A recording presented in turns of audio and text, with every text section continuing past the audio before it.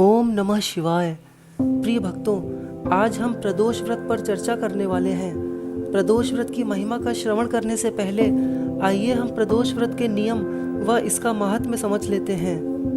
प्रिय भक्तों, यह व्रत माता पार्वती और भगवान शिव को समर्पित है। प्रदोष व्रत को मुख्य रूप से भगवान शिव की कृपा पाने हेतु किया जाता है। शास्त्रों के अनुसार प्रदोष व्रत प्रतिवर्ष 24 बार आता है, अर्थात यह व्रत प्रायः महीने में 2 बार आता है। प्रत्येक मास के शुक्ल पक्ष और कृष्ण पक्ष की त्रयोदशी के दिन प्रदोष व्रत का पालन किया जाता है। पुराणों के अनुसार एक प्रदोष व्रत करने का फल 2 गायों के दान जितना होता है। इस व्रत के महत्व को वेदों के महाज्ञानी सूत जी ने गंगा नदी के तट पर शौनकादि ऋषियों को बताया था। प्रदोष व्रत प्रत्येक महीने की कृष्ण पक्ष और शुक्ल पक्ष की त्रयोदशी को मनाते हैं, अर्थात प्रत्येक पक्ष की त्रयोदशी के व्रत को प्रदोष व्रत कहा जाता है। सूर्यास्त के बाद और रात्रि के आने से पहले का समय प्रदोष काल कहा जाता है। इस व्रत में भगवान शिव के साथ मां पार्वती की भी पूजा की जाती है। सोमवार से रविवार यानी सप्ताह के 7 अलग अलग दिनों पर प्रदोष व्रत रखने पर उनका क्या फल प्राप्त होता है, आइए इसको सुन लेते हैं। सोम प्रदोष व्रत। सोमवार का दिन भगवान शिव और चंद्रदेव का दिन माना गया है। इस दिन प्रदोष व्रत का आना कई गुना शुभ फलों को देने वाला होता है। सोमवार को त्रयोदशी तिथि आने पर प्रदोष व्रत रखने से मानसिक सुख प्राप्त होता है। अगर चंद्रमा कुंडली में खराब है तो इस दिन व्रत का नियम अपनाने पर चंद्र दोष समाप्त होता है और सौभाग्य एवं परिवार के सुख की प्राप्ति होती है। मंगलवार यानी भौम प्रदोष व्रत। मंगल के दिन प्रदोष व्रत का आगमन संतान सुख देने वाला और मंगल दोष से उत्पन्न कष्टों से निवृत्ति प्रदान करने वाला होता है। इस दिन व्रत रखने पर स्वास्थ्य संबंधी कष्ट दूर होते हैं। इस दिन प्रदोष व्रत विधि पूर्वक करने से आर्थिक घाटे से मुक्ति मिलती है। साथ ही अगर आप कर्ज से परेशान हैं तो वह भी समाप्त हो जाता है।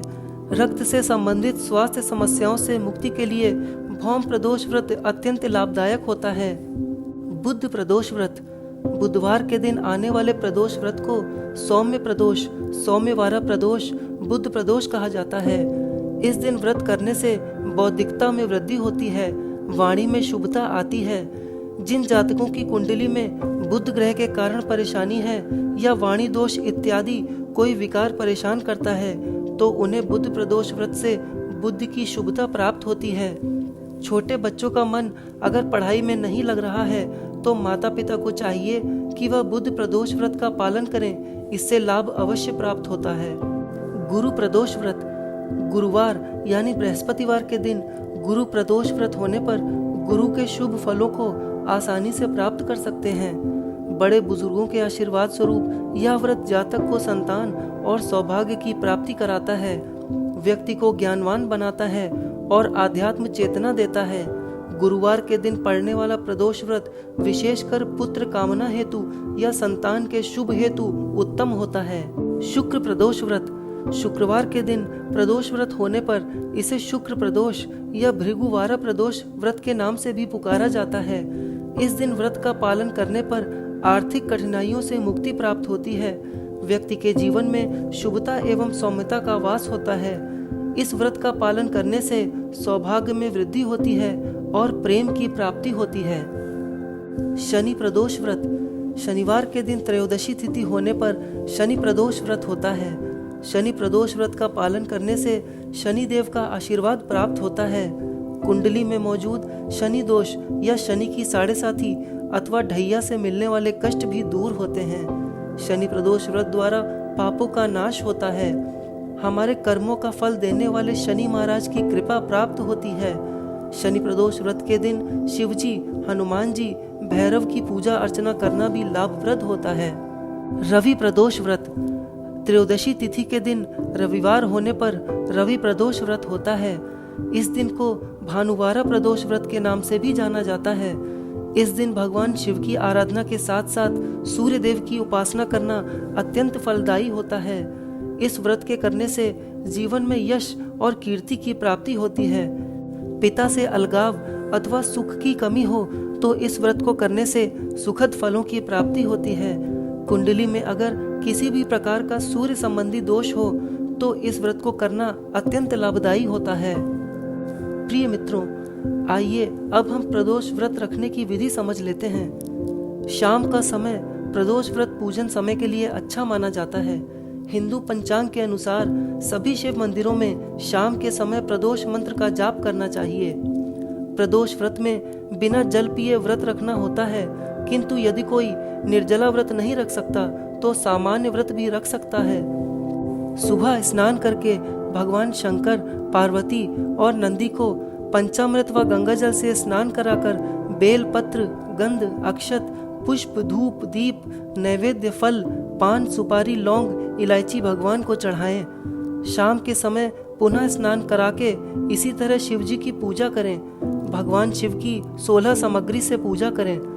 पूजा की सारी तैयारी करने के बाद आप उत्तर पूर्व दिशा में मुंह करके कुशा के आसन पर बैठ जाएं। इसके अलावा भगवान शिव को घी और शक्कर मिले जौ से सत्तू का भोग लगाएं।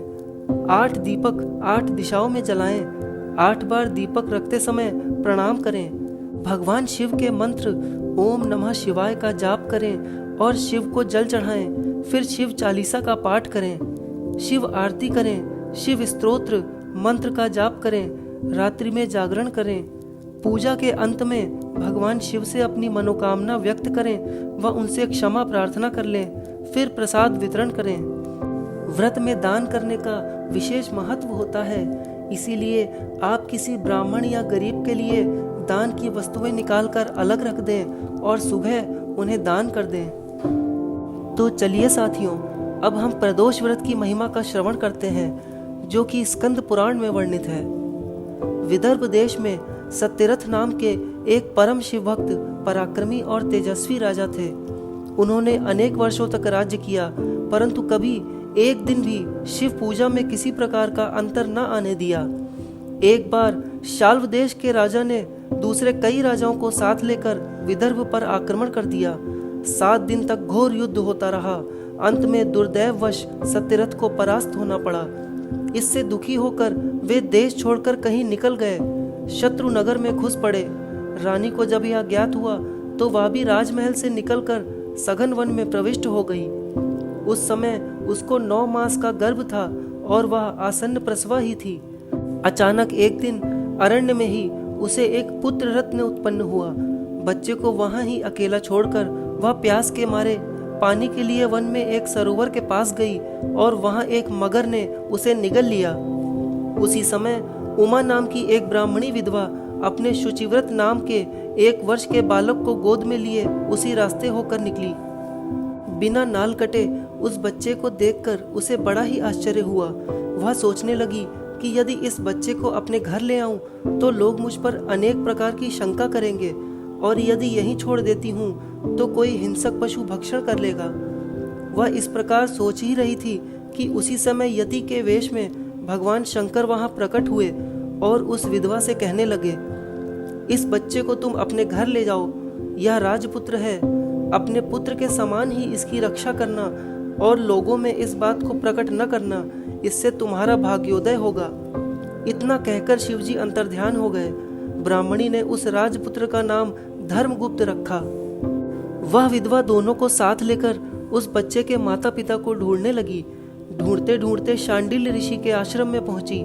ऋषि ने बतलाया कि यह राजा सत्यरथ का पुत्र है। राजा का देहांत हो गया है। पूर्व जन्म में क्रोधवश प्रदोष व्रत को अधूरा छोड़ने के कारण ही उसकी ऐसी गति हुई है, तथा रानी ने भी पूर्व जन्म में अपनी सपत्नी को मारा था। उसी ने इस जन्म में मगर के रूप में इससे बदला लिया। ब्राह्मणी ने दोनों बच्चों को ऋषि के पैरों पर डाल दिया। ऋषि ने उन्हें शिव पंचाक्षरी मंत्र देकर प्रदोष व्रत करने का उपदेश दिया। इसके बाद उन्होंने ऋषि का आश्रम छोड़कर एक चक्रा नगरी में निवास किया और वहां वे 4 महीने तक शिव आराधना करते रहे। दैववश एक दिन शुचि व्रत को नदी के तट पर खेलते समय एक अशर्फियों से भरा स्वर्ण कलश मिला। उसे लेकर वह घर आया। माता को यह देखकर अत्यंत ही आनंद हुआ और इसमें उसने प्रदोष की महिमा देखी। इसके बाद एक दिन वे दोनों लड़के वन विहार के लिए एक साथ निकले। वहां अंशुमती नाम की एक गंधर्व कन्या क्रीड़ा करती हुई उन्हें दिख पड़ी। उसने धर्मगुप्त से कहा कि मैं एक गंधर्व राज्य की कन्या हूँ। श्री शिवजी ने मेरे पिता से कहा है कि आप कन्या को सत्यरथ राजा के पुत्र धर्मगुप्त को प्रदान करना। इसके पश्चात धर्मगुप्त ने अपने पिता के शत्रुओं पर आक्रमण कर विदर्भ राज्य को प्राप्त किया। वह सदा प्रदोष व्रत में शिव आराधना करते हुए उस ब्राह्मणी और उसके पुत्र शुचिव्रत के साथ जीवन पर्यंत सुख से राज्य करता रहा और अंत में शिवलोक को प्राप्त हुआ। तो प्रिय साथियों, हम विश्वास रखते हैं कि आप शिव जी के इस परम पावन व्रत का अनुष्ठान करके पुण्य लाभ अवश्य प्राप्त करेंगे। ओम नमः शिवाय।